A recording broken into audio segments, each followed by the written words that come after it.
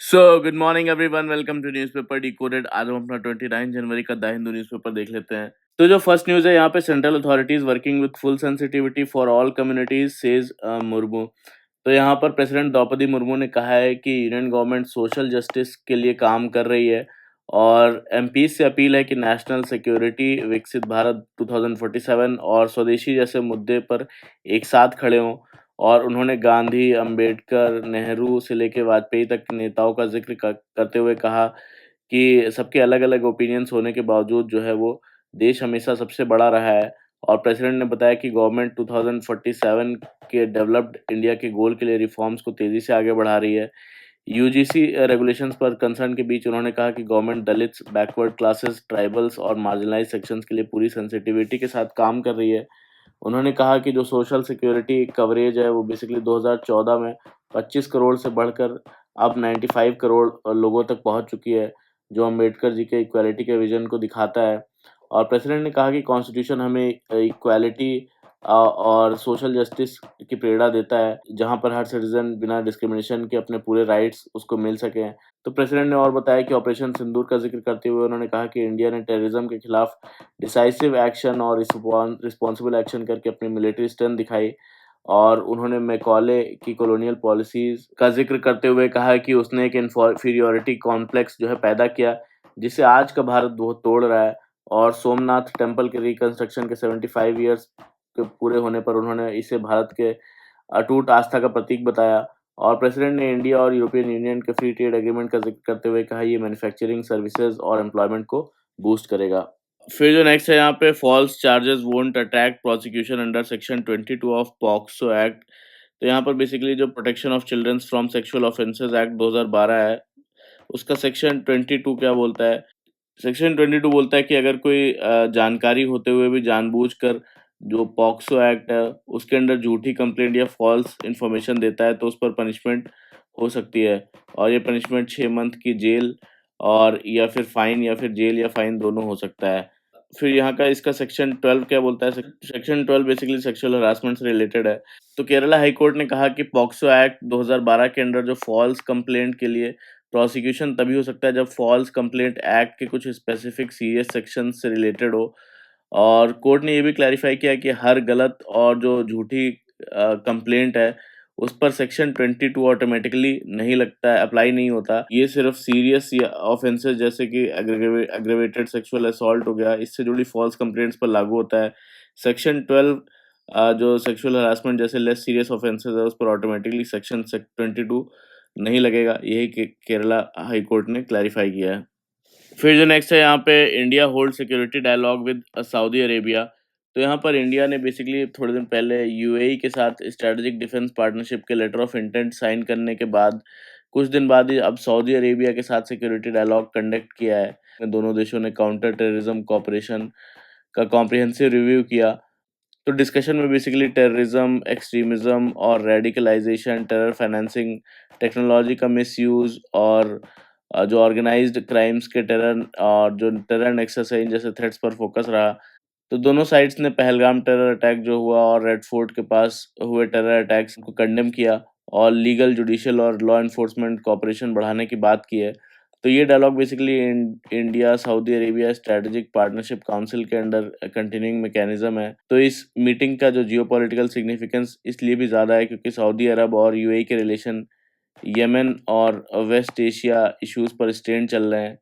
फिर भी दोनों देश इंडिया के लिए एनर्जी सिक्योरिटी, इन्वेस्टमेंट और रेमिटेंस के लिए बहुत क्रूशियल हैं क्योंकि वहाँ लार्ज इंडियन डायस्पोरा काम करता है।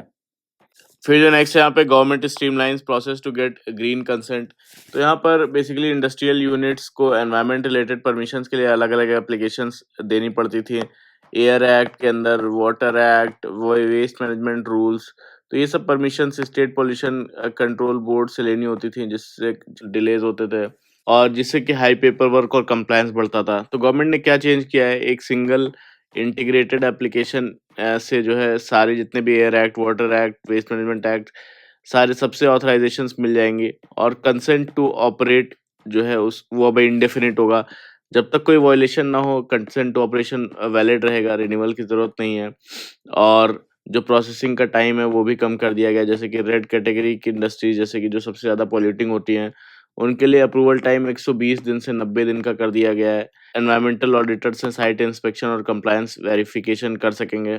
तो मिनिस्ट्री के अकॉर्डिंग इंस्पेक्शंस जो है कंटिन्यू रहेंगी, वायलेशंस पर कंसेंट कैंसल हो सकता है और मॉनिटरिंग और सेफगार्ड्स कम नहीं किए गए हैं। फिर जो नेक्स्ट है यहाँ पे 66% sanitation workers in central government forms SC ST OBC group department of personal training report. तो यहाँ पर जो ये रिपोर्ट आई है उसमें बताया गया कि ग्रुप सी जो सफाई कर्मचारी हैं सैनिटेशन वर्कर्स, उसमें एससी एसटी ओबीसीज को मिला लें तो लगभग 66% से ज़्यादा employees SC ST OBC communities से आते हैं। तो ओवरऑल यूनियन गवर्नमेंट में ग्रुप ए पोस्ट पर बोलते हैं कि 14.2% एससीज हैं, 6.54% एसटीज हैं, ओबीसीज 19.14% है।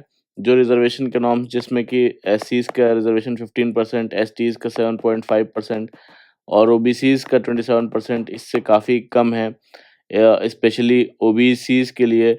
तो ग्रुप बी में बेसिकली शेड्यूल कास्ट की जो परसेंटेज है 16.20%, 7.363% एसटीज की, 21.9% ओबीसीज की। और जबकि ग्रुप सी जो है जिसमें एक्सक्लूड किया जाए सैनिटेशन वर्कर्स को, तो उसमें ओबीसीज की जो प्रोपोर्शन है 27% से ज़्यादा है। तो total 35.52 lakh central government employees में एससीज जो है 16.84% है, एसटीज 8.7% और ओबीसीज 26.32% है। तो रिपोर्ट में जो इकोनॉमिकली वीकर सेक्शन रिप्रेजेंटेशन का डेटा मिसिंग है और 2018 और 19 के कंपैरिजन में शेड्यूल कास्ट रिप्रेजेंटेशन है थोड़ा गिरा है और एसटीज लगभग स्टेबल रहे हैं और सबसे ज़्यादा इंक्रीज ओबीसीज का हुआ है, जो एक क्लियर ट्रेंड शिफ्ट को दिखाता है। फिर जो नेक्स्ट है यहाँ पे health ministry uses drug trial norms cut licence requirement. तो यहाँ पर union health and finance ministry ने new drug and clinical trials rules 2019 के इम्पोर्टेंट अमेंडमेंट्स नोटिफाई किए हैं, जिनका एम है रेगुलेटरी बर्डन कम करना और जो ईज ऑफ डूइंग बिजनेस है उसको बढ़ाना।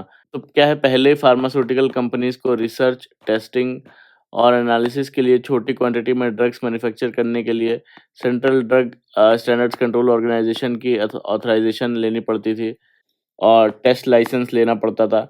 तो अब इस रिक्वायरमेंट को हटाकर अब प्रायर ऑनलाइन इंटीमेशन सिस्टम लाया गया है।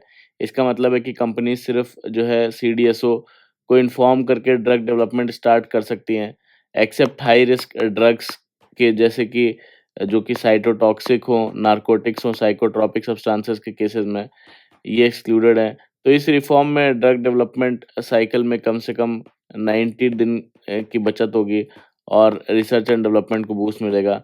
तो जहाँ टेस्ट लाइसेंस अभी भी ज़रूरी है, वहाँ प्रोसेसिंग टाइम जो है 90 दिन से घटाकर जो है 45 दिन तक कम कर दिया गया है और साथ ही जो बायो अवेलेबिलिटी और बायो इक्विवेलेंस स्टडीज़ हैं, उनके लिए प्रायर परमिशन की कंडीशन भी हटा दी गई है, जिससे क्लिनिकल रिसर्च और भी फास्ट हो जाएगी। तो बायो अवेलेबिलिटी बेसिकली का इसका मतलब है कि ड्रग बॉडी में कितनी क्वांटिटी में और कितनी स्पीड से एब्जॉर्ब होता है और बायो इक्विवेलेंस मतलब है 2 मेडिसिन्स का इफ़ेक्ट सेम है या नहीं, मतलब अगर दोनों बॉडी में सेम तरह से एब्जॉर्ब होती हैं तो उन्हें बायो इक्विवेलेंट माना जाता है। फिर जो नेक्स्ट है यहाँ पे supreme court states building castles in the air on stray dog sterilisation. तो यहाँ पर सुप्रीम कोर्ट ने स्ट्रे डॉग्स के इशू पर स्टेट गवर्नमेंट को ज़ोरदार वार्निंग दी है। कोर्ट ने कहा है कि स्टेट सिर्फ जो है पेपर क्लेम्स कर रही हैं और ग्राउंड पर जो एनिमल बर्थ कंट्रोल और स्टेरिलाइजेशन फैसिलिटीज़ बहुत कमज़ोर हैं। तो ये basically Castle's in the air बनाने जैसी बात है।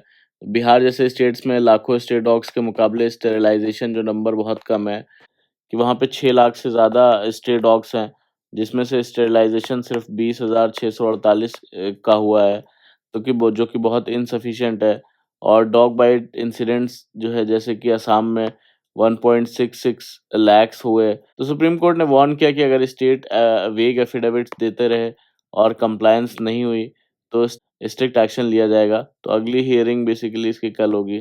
फिर जो नेक्स्ट यहाँ पे India the beautiful but first India the functional.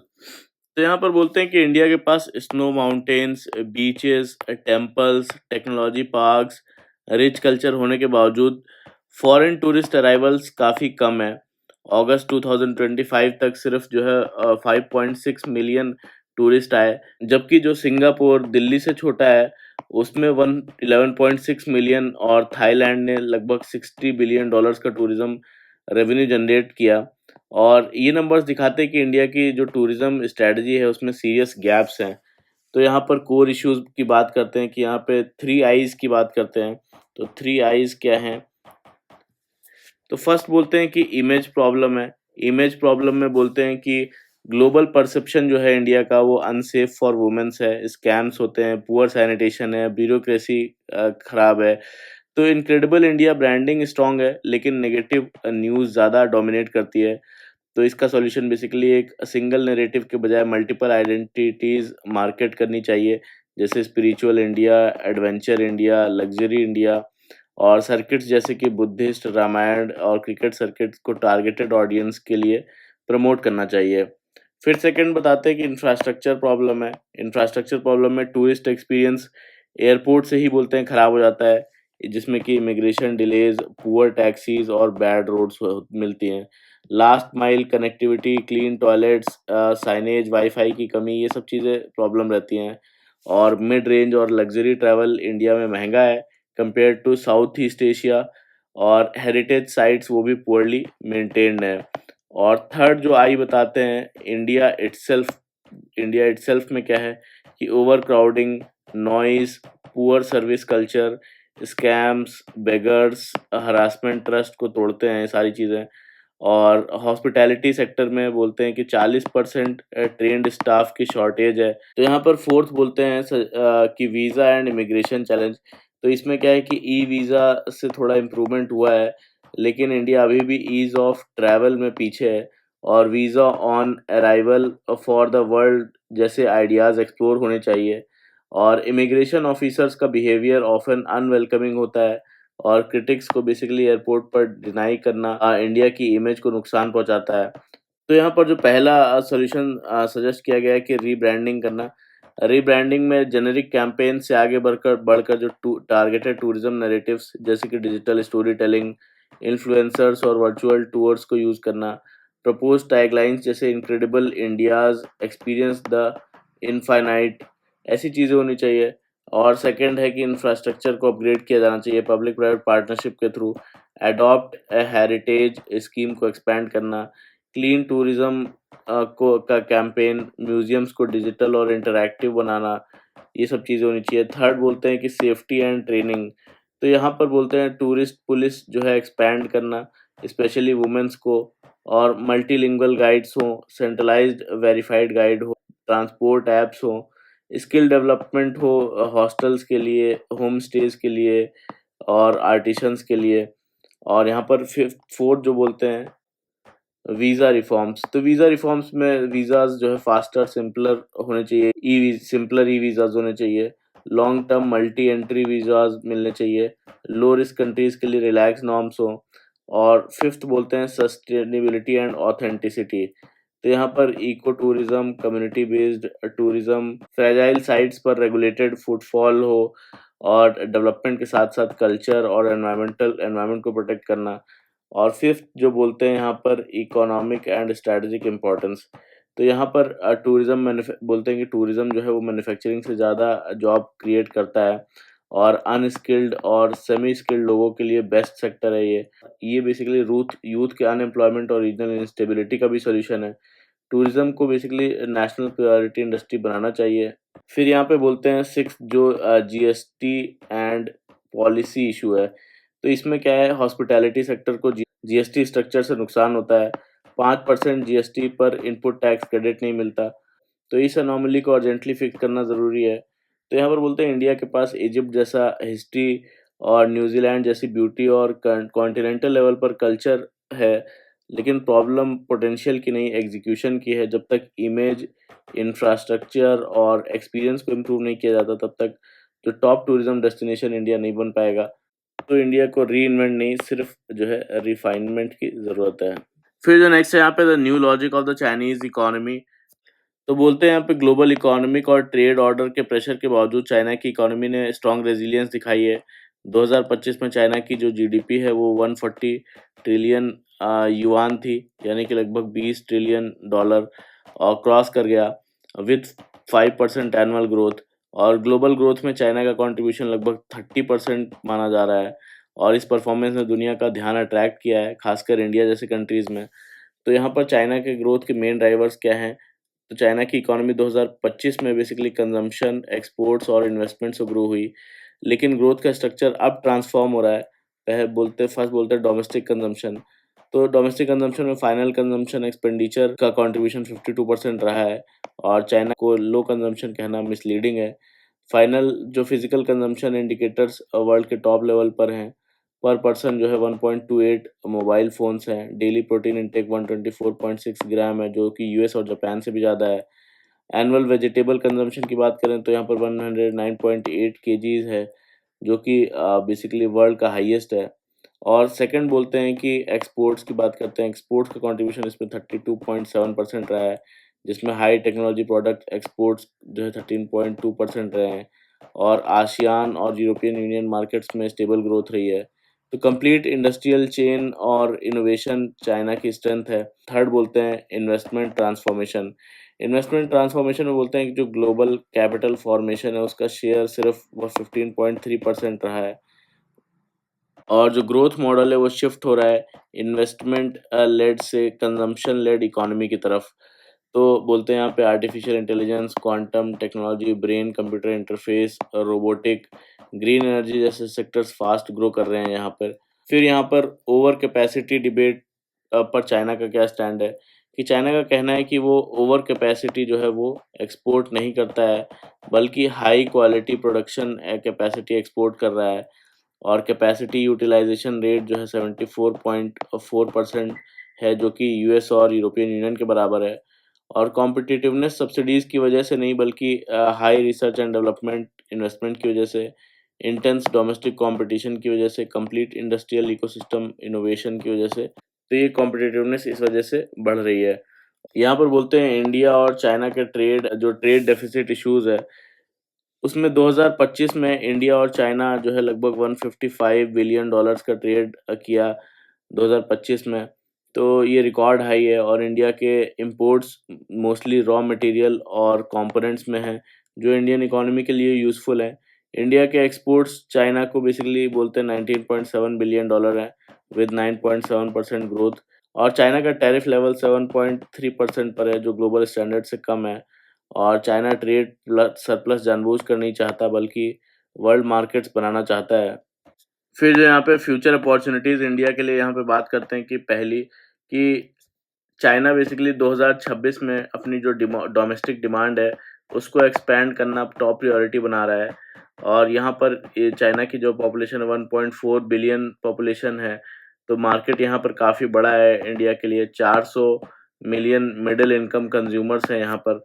और बात करें यहाँ पर इंडियन कंपनीज के लिए भी ह्यूज अपॉर्चुनिटी है।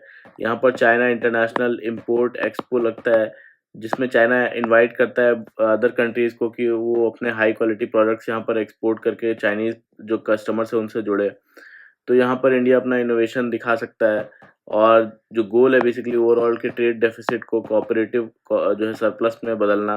तो ओवरऑल यहाँ पर बोलते हैं कि चाइना की जो इकोनॉमी है उसकी इकोनॉमी रेजिलिएंट है, कंजम्पशन ड्रिवन है, और इनोवेशन लेड हो रही है।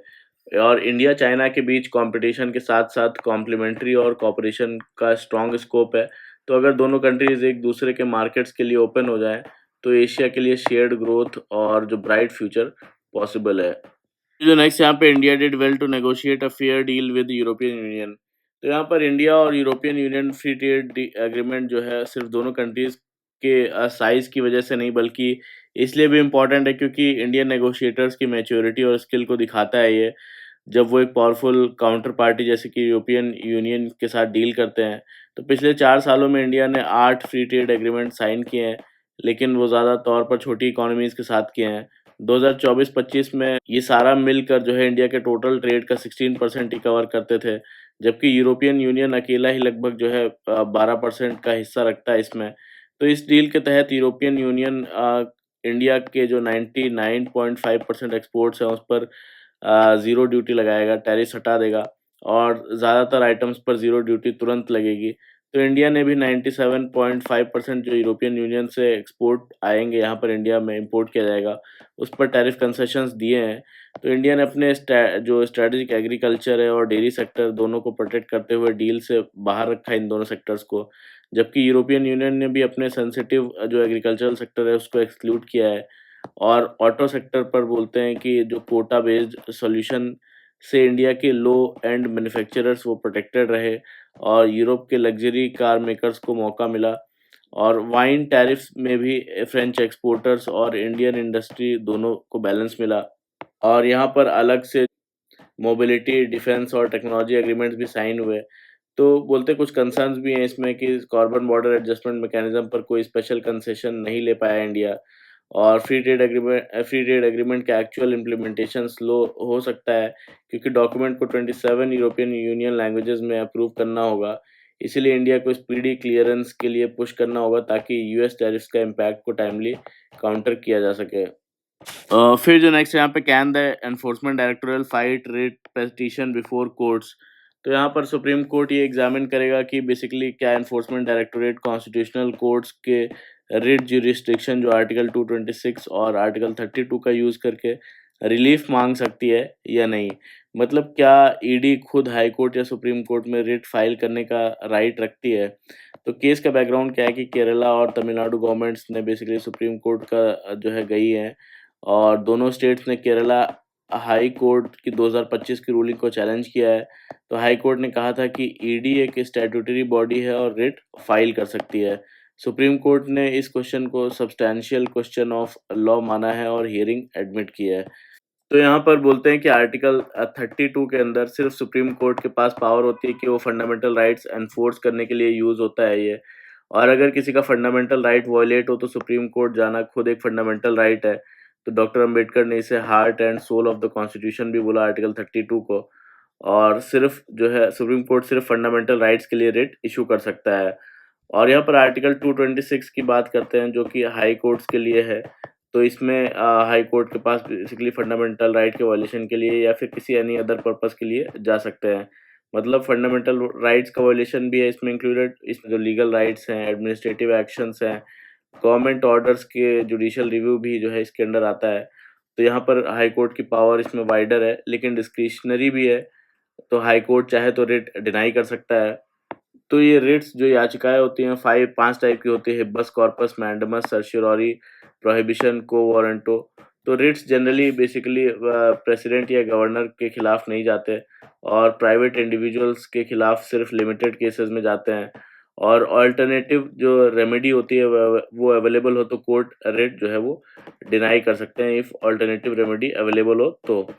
तो यहाँ पर हाई कोर्ट का स्टैंड क्या है इस पे कि ईडी के जो ऑफिसर्स हैं स्टैट्यूटरी पावर एक्सरसाइज करते हैं और prevention of money laundering act के सेक्शन 48 और 49 के अंडर ईडी एक स्टैट्यूटरी अथॉरिटी है। और लोकस स्टैंडी का इशू भी ट्रिवियल है। लोकस स्टैंडाई मतलब क्या कोई पर्सन या जो अथॉरिटी है किसी इशू पर कोर्ट जाने का हक रखती है या नहीं। तो इसीलिए बेसिकली ईडी के ऑफिसर्स के पास एक तो स्टैट्यूटरी पावर एक्सरसाइज करते हैं और prevention of money laundering act के अंदर ईडी एक स्टैट्यूटरी अथॉरिटी है। तो ये हाई कोर्ट का स्टैंड है कि आर्टिकल 226 के अंदर वो रिट फाइल कर सकती है। इसके पॉसिबल इम्प्लीकेशंस क्या हो सकते हैं कि ईडी को जो है सेबी या फिर आरबीआई जैसे ऑटोनोमस बॉडीज के बराबर माना जाए या नहीं। और क्या ईडी के अगेंस्ट में या फेवर में जो है रिट में मेंटेनेबल है या नहीं है। और जो अगर ईडी सिर्फ यूनियन का आर्म है तो सिर्फ तो डिस्प्यूट्स आर्टिकल 131 के अंडर ही जाएंगे। तो आर्टिकल 131 में बेसिकली अगर कोई सेंटर और स्टेट के बीच में डिस्प्यूट हो तो या फिर स्टेट या स्टेट के बीच में डिस्प्यूट हो तो सिर्फ सुप्रीम कोर्ट ही उस केस को सुन सकता है। तो ये रूलिंग बेसिकली बोलते हैं सेंटर और स्टेट के फेडरल बैलेंस और ईडी के फ्यूचर रोल को डिफाइन करेगा। ये सिर्फ ईडी की पावर्स का नहीं बल्कि जो फेडरलिज्म है, सेपरेशन ऑफ पावर्स है और कॉन्स्टिट्यूशनल रेमेडीज का है। और सुप्रीम कोर्ट का डिसीजन तय करेगा कि ईडी कोर्ट्स में इंडिपेंडेंट लिटिगेंट है या सिर्फ सेंटर का टूल है। फिर जो नेक्स्ट यहाँ पे India considers tighter mining auction rules to deter laggard sources. तो यहाँ पर इंडिया माइनिंग सेक्टर की प्रोडक्शन बढ़ाने के लिए माइनिंग ऑक्शन रूल्स को सख्त करने पर विचार कर रहा है। 2015 से अब तक जो है ऑक्शन हुए लगभग 594 मिनरल ब्लॉक्स में सिर्फ 82 ही ऑपरेशनल हो पाए हैं, लगभग 14%। तो गवर्नमेंट ने लगभग 50 कंपनीज़ आइडेंटिफ़ाई की हैं जिनमें ब्लॉक्स जीतने के बाद भी माइनिंग स्टार्ट नहीं की और क्लीयरेंसेस के लिए अप्लाई नहीं किया। तो ऐसे कंपनीज़ को फ्यूचर एक्शंस से ब्लैकलिस्ट किया जा सकता है और मिनिस्ट्री ऑफ माइंस ने अभी इस पर कोई रिस्पॉन्स नहीं दिया है। फिर जो नेक्स्ट यहाँ पे tensions high as Trump says time is running out for Iran. तो यहाँ पर यूएस प्रेसिडेंट डोनाल्ड ट्रम्प ने ईरान को धमकी देते हुए कहा है कि एक मैसिव आर्मदा जो है वो जिसमें कि एयरक्राफ्ट कैरियर अब्राहम लिंकन भी शामिल है, ईरान की तरफ बढ़ रहा है और अपना मिशन पूरे करने को तैयार है। तो ट्रम्प ने कहा कि ईरान के पास न्यूक्लियर डील जो करने का टाइम खत्म हो रहा है और वरना जो है मिलिट्री एक्शन होगा। और ईरान ने जवाब दिया कि अगर हमला हुआ तो वो लाइक नेवर बिफोर रिटेलिएट करेगा। ट्रम्प ने जून 2025 में ईरान की न्यूक्लियर फैसिलिटीज़ पर हुए जो यूएस स्ट्राइक्स और इज़राइल-ईरान कॉन्फ्लिक्ट का हवाला दिया इसके लिए। तो ईरान ने प्रोटेस्ट के लिए फॉरेन इंटेलिजेंस एजेंसीज़ को ज़िम्मेदार बताया और कहा कि वो डायलॉग्स के लिए रेडी हैं, लेकिन जो है अगर प्रेशर पड़ा तो स्ट्रॉन्ग मिलिट्री रिस्पॉन्स दिया जाएगा। टेंशन्स के बीच जो वेस्ट एशिया है उसमें एक बार फिर से मेजर कॉन्फ्लिक्ट होने की एज पर दिख रहा है। फिर जो नेक्स्ट यहाँ पे ready to transfer Gaza governance says Hamas. तो यहाँ पर हमास ने कहा है कि वो गाज़ा की गवर्नेंस एक पैलेस्टीनियन टेक्नोक्रेटिक कमेटी को ट्रांसफ़र करने के लिए रेडी है। लेकिन उसकी शर्त है कि जो राफ़ा बॉर्डर क्रॉसिंग है कुछ दिनों में पूरी तरीके से रीओपन किया जाए। और हमास स्पोक्सपर्सन ने बताया कि हैंडओवर के लिए सारे प्रोटोकॉल्स और कमिटीज़ रेडी हैं। ये सिर्फ 15 member national committee for administration on Gaza US brokered ceasefire के तहत बनाई गई है, जो पोस्ट वॉर गाज़ा को की जो है डे टू डे एडमिनिस्ट्रेशन सँभालेगी। और national committee for the administration of Gaza basically Rafah crossing खुलने के बाद गाज़ा में एंटर करेगी और यूएस प्रेसिडेंट डोनाल्ड ट्रम्प की चेयरमैनशिप वाले जो बोर्ड ऑफ पीस है, उसके सुपरविज़न में काम करेगी। फिर जो नेक्स्ट यहाँ पे Europe purse to step up on defence as US upends ties. तो यहाँ पर यूरोप की टॉप डिप्लोमेट जो काजा कलास हैं, उन्होंने कहा है कि यूरोप को अपनी डिफेंस एफर्ट्स बढ़ानी होगी और नेटो की जो जिम्मेदारी है वो लेनी होगी। नेटो में और भी ज़्यादा जिम्मेदारी लेनी होगी क्योंकि यूएस प्रेसिडेंट डोनाल्ड ट्रम्प ने ट्रांस अटलांटिक रिलेशनशिप को हिला के रख दिया है। और ब्रुसेल्स में डिफेंस कॉन्फ्रेंस को एड्रेस करते हुए उन्होंने कहा कि यूरोप अमेरिका के साथ स्ट्रॉन्ग टाइज चाहता है और यूएस अब भी अलाई रहेगा। लेकिन ग्लोबल रियलिटीज़ जो है बदल चुकी हैं। यूरोप अब वॉशिंगटन का यूएस का प्राइमरी फोकस नहीं रहा। तो ये शिफ्ट जो है टेम्परेरी नहीं बल्कि स्ट्रक्चरल और लॉन्ग टर्म है और इसलिए यूरोप को ज़्यादा सेल्फ रिलायंट और स्ट्रैटेजिकली स्ट्रॉन्ग बनना पड़ेगा। फिर जो नेक्स्ट यहाँ पे कर्नाटकाज़ ड्राफ्ट वेज रूल्स। तो यहाँ पर कर्नाटका का ड्राफ्ट कोड ऑन वेजेस ये बेसिकली यूनिवर्सल वेज प्रोटेक्शन के नाम पर लाया गया है। लेकिन लेबर यूनियंस का कहना है कि ये लार्जली सेंट्रल गवर्नमेंट के फ्रेमवर्क को ही फॉलो करता है, जो कि लो वेजेस फिक्स करता है और इन्फोर्समेंट को वीक बनाता है। तो यूनियंस का आर्गुमेंट है कि सेंट्रली डिजाइन्ड लॉ में स्ट्रक्चरल फ्लॉज हैं और स्टेट को उनके पास सुधारने का लिमिटेड स्कोप है, जिससे वेज प्रोटेक्ट होने के बजाय और भी गिर सकती हैं। तो ये जो नए ड्राफ्ट हैं कर्नाटका में ये बेसिकली मिनिमम वेजेस फिक्स करना और एनफोर्स कैसे होगा इसका प्रोसेस बताते हैं। लेकिन इसमें डिस्क्रिशनरी फ्लोर वेजेस की नैरो डेफिनेशन और डाइल्यूटेड एनफोर्समेंट जैसे सेंट्रल फीचर्स जो है बोलते हैं बने हुए हैं। और कोड ऑन वेजेस 2019 इसने 4 लेबर कोड्स को मर्ज किया था, जिससे सेंटर ने रिफॉर्म के रूप में प्रोजेक्ट किया। लेकिन ट्रेड यूनियन लीडर्स के मुताबिक ये लॉ 90% से ज़्यादा इनफॉर्मल और वुमेन और डोमेस्टिक वर्कर्स को इफेक्टिवली कवर नहीं करता। और ड्राफ्ट में स्किल बेस्ड और zone wise wages inflation linked DA का प्रोविजन है और फिर भी यूनियंस इसे एंटी वर्कर और स्टेट के लिए एक मिस्ड अपॉर्चुनिटी मान रहे हैं। फिर जो नेक्स्ट यहाँ पे केरला गवर्नमेंट ने तिरुवनंतपुरम से कसारगोड तक 583 किलोमीटर की regional rapid transit system project को इन प्रिंसिपल अप्रूवल दे दिया है। बेसिकली कैबिनेट ने कहा कि यहाँ पर 160 से 180 किलोमीटर पर आवर की स्पीड, हाई पैसेंजर कैपेसिटी और शॉर्ट स्टेशन गैप्स के कारण ये केरला के लिए सूटेबल है। और प्रोजेक्ट के लिए बेसिकली एलिवेटेड वायाडक्ट मॉडल अपनाने का प्रपोजल है। तो ये एलिवेटेड वायाडक्ट मॉडल क्या होता है, इसमें ट्रेन ट्रैक्स ज़मीन के ऊपर पिलर्स पर बनाया जाता है, बिल्कुल मेट्रो रेल जैसे। तो इससे लैंड एक्विजिशन कम होता है और एनवायरमेंटल डैमेज भी मिनिमम होता है। फिर जो नेक्स्ट है यहाँ पे if Aadhaar can be force same goes for passport supreme court. तो यहाँ पर सुप्रीम कोर्ट ने स्पेशल इंटेंसिव रिवीजन के दौरान वोटर आइडेंटिफिकेशन वेरिफिकेशन के लिए आधार को हटाने की मांग पर ऐतराज जताया सुप्रीम कोर्ट ने।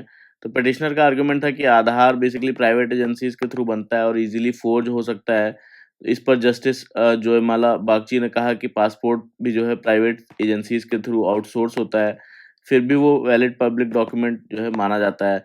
कोर्ट ने क्लियर किया कि आधार एनरोलमेंट जो सेंटर्स हैं प्राइवेट हो सकते हैं, लेकिन वो गवर्नमेंट और स्टैट्यूटरी अथॉरिटीज़ के अंदर पब्लिक ड्यूटी परफॉर्म करते हैं आधार एनरोलमेंट सेंटर्स।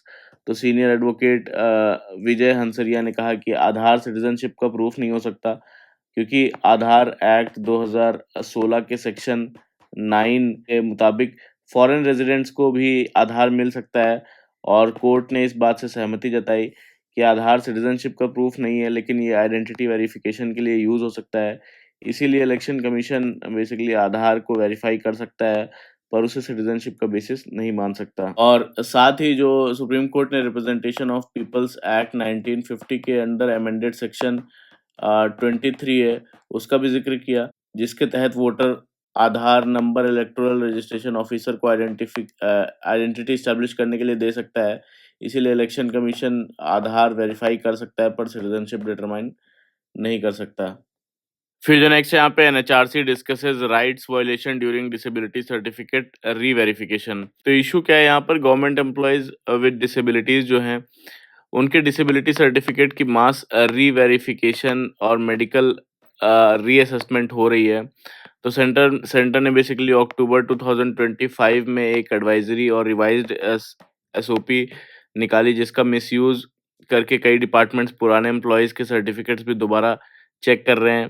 तो प्रॉब्लम क्या आ रही है कि बिना किसी स्पेसिफिक डाउट के सभी डिसेबिलिटी एम्प्लॉयज को दोबारा रीटेस्ट करवाना उनकी डिग्निटी और राइट्स के खिलाफ है। तो यहाँ पर जो एसओपीज़ हैं प्रोस्पेक्टिव हैं, सिर्फ नए एप्लीकेशंस के लिए, उसका यूज़ रेट्रोस्पेक्टिवली लागू करना कोर्ट जो है चैलेंज ला सकता है। और बार-बार वेरिफिकेशन से एम्प्लॉइज़ में जो है डर, स्ट्रेस और जॉब जाने का फ़ियर जो है बढ़ रहा है, और कई जो एलिजिबल पर्सन वो बेनिफिट से बाहर हो सकते हैं। तो एनएचआरसी के कुछ सजेशंस हैं इसके लिए कि मास वेरिफिकेशन बंद हो, सिर्फ स्पेसिफिक सस्पिशन वाले केसेस में स्क्रूटनी हो, और जो मेडिकल रीअसेसमेंट है वो सिर्फ एक्सेप्शन हो, रूल ना हो, और प्रॉपर सेफगार्ड्स हों, रिटन रीजंस, रिप्लाई देने का मौका हो, टाइम बाउंड डिसीजंस लिया जाए, अपील का राइट हो, और प्रोसेस के दौरान जॉब पर कोई एडवर्स एक्शन ना हो, और एक डिग्निटी सेंटर्ड अप्रोच होना चाहिए इसके लिए, जिसमें कि परमानेंट और इरिवर्सिबल डिसेबिलिटी वालों को रिपीटेड टेस्टिंग से एग्जम्पशन दिया जाए, और सर्टिफिकेट री इशू की रिक्वायरमेंट खत्म की जाए। तो ये था पूरा आज का हमारा द हिंदू का न्यूज़ डिस्कशन। कैसा लगा बताइएगा, लाइक कर लीजिएगा मेरा वीडियो, कमेंट करके बताइए कैसा लगा, सब्सक्राइब भी कर लीजिएगा मेरा channel. Thank you very much for the discussion.